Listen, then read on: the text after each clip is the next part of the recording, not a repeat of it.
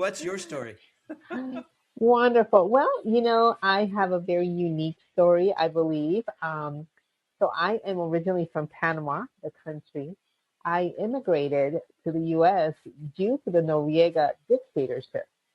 So, fun fact, my dad worked for the canal and therefore was targeted by Noriega and his generals.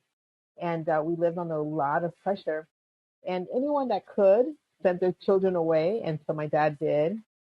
It was a very tenuous time. A lot of people were exiled and executed.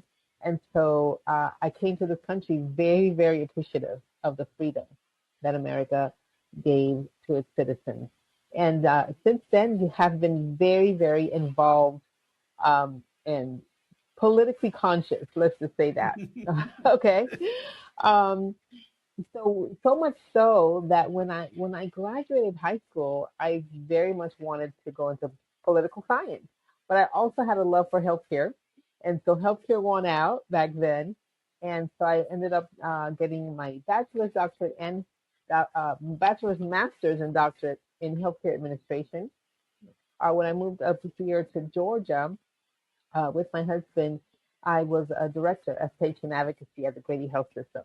And one of my programs in that department was interpreting services. And this is back in the early 2000s, and it was really difficult to find training for your interpreters back then to get them qualified.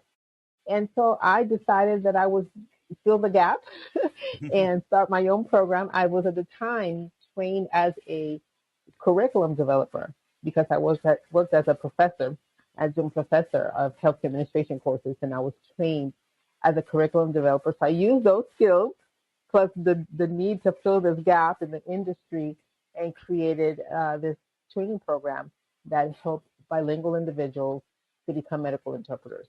And I became so involved in the industry, Robin, that became a subject matter expert towards the certification process and became the first chair of the National Board of Certification for Medical Interpreters.